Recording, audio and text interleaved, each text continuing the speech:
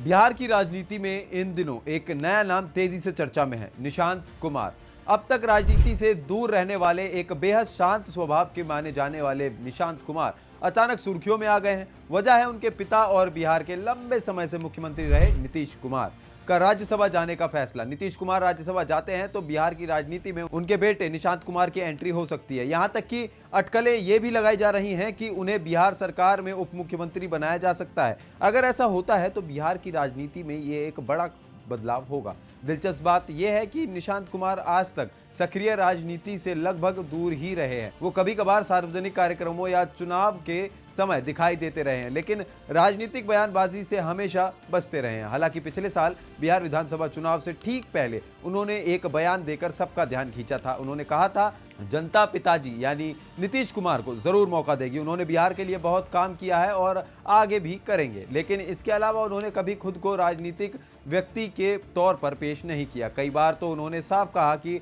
उन्हें राजनीति में ज्यादा दिलचस्पी नहीं है और उनका झुकाव आध्यात्मिक जीवन की ओर ज्यादा है। अब सवाल उठता है कि आखिर निशांत कुमार हैं कौन? निशांत कुमार का जन्म 20 जुलाई 1975 को हुआ था। बिहार के उप मुख्यमंत्री नीतीश कुमार के इकलौते बेटे हैं। नीतीश कुमार मूल रूप से बिहार के बख्तियारपुर में रहने वाले हैं और आज भी उनके परिवार के कई सदस्य वहीं रहते हैं। अगर निशांत कुमार की पढ़ाई की बात करें तो उनकी शिक्षा देश के अलग अलग शहरों में हुई है।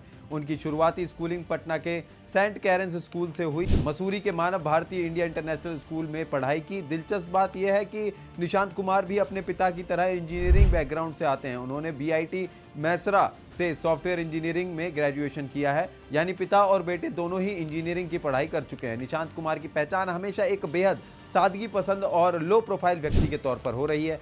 वो लाइमलाइट से दूर रहना पसंद करते हैं और पब्लिक लाइफ में कम ही दिखाई देते हैं। अब अगर उनकी संपत्ति की बात करें तो आंकड़े बताते हैं कि वो भी अपने पिता की तरह बहुत बड़ी दौलत के मालिक नहीं है। उपलब्ध जानकारी के अनुसार उनकी कुल अनुमानित संपत्ति करीब 3.5 करोड़ रुपए है। इसमें लगभग 1.63 करोड़ रुपए की चल संपत्ति, जिसमें बैंक बैलेंस, नकदी और अन्य निवेश आते हैं। इसके अलावा करीब 1.98 करोड़ रुपए की अचल संपत्ति है, यानी जमीन और मकान है। बताया जाता है कि उनके बैंक खातों और फिक्स्ड डिपॉजिट में करीब 1.28 करोड़ रुपए से ज्यादा की रकम जमा है। निशांत कुमार की ज्यादातर संपत्ति उन्हें अपनी मां मंजू सिन्हा से विरासत में मिली है। इसी बीच जब उनके पिता नीतीश कुमार ने राज्यसभा जाने का ऐलान किया तो बिहार की राजनीति में नई संभावनाओं की चर्चा शुरू हो गई। दरअसल नीतीश कुमार अब 75 साल के हो चुके हैं। पिछले चुनाव के दौरान विपक्ष ने उनके स्वास्थ्य को भी मुद्दा बनाया था। ऐसे में यह माना जा रहा है कि वो सक्रिय राजनीति से थोड़ा पीछे हटकर राष्ट्रीय राजनीति की ओर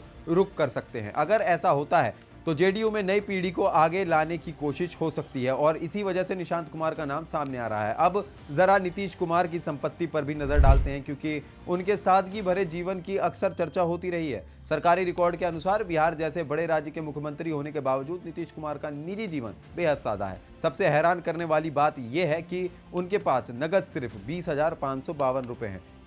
उनके बैंक खातों में भी बहुत बड़ी रकम नहीं है। 3 प्रमुख बैंक खातों में कुल मिलाकर करीब 58,000 रुपए जमा है। नीतीश कुमार आज भी 2015 में खरीदी गई अपनी फोर्ड इको स्पोर्ट कार का ही इस्तेमाल करते हैं, जिसकी वर्तमान कीमत करीब 11.32 लाख रुपए बताई जाती है। आभूषणों की बात करें तो उनके पास केवल 3 अंगूठियां हैं, 2 सोने की और 1 चांदी की, जिसमें मोती जड़ा है। इनकी कुल कीमत करीब 2 लाख रुपए आंकी गई है। उनके निजी सामानों में एक ट्रेडमिल, व्यायाम की साइकिल, माइक्रोवेव ओवन और एक चरखा भी शामिल है, जो उनकी सादगी भरी जीवन शैली को दिखाता है। इतना ही नहीं, उनकी संपत्ति सूची में पशुधन भी शामिल है। नीतीश कुमार को पशुपालन का भी शौक है। उनके पास 10 गाय और 13 बछड़े हैं, जिनकी कुल कीमत करीब 1.45 लाख रुपए बताई गई है। अगर इन सभी चल संपत्तियों को जोड़ दिया जाए तो उनकी कुल चल संपत्ति लगभग 17.66 लाख रुपए बनती है। अचल संपत्ति की बात करें तो उनके नाम पर नई दिल्ली के द्वारका में एक 1000 वर्ग फुट का फ्लैट है,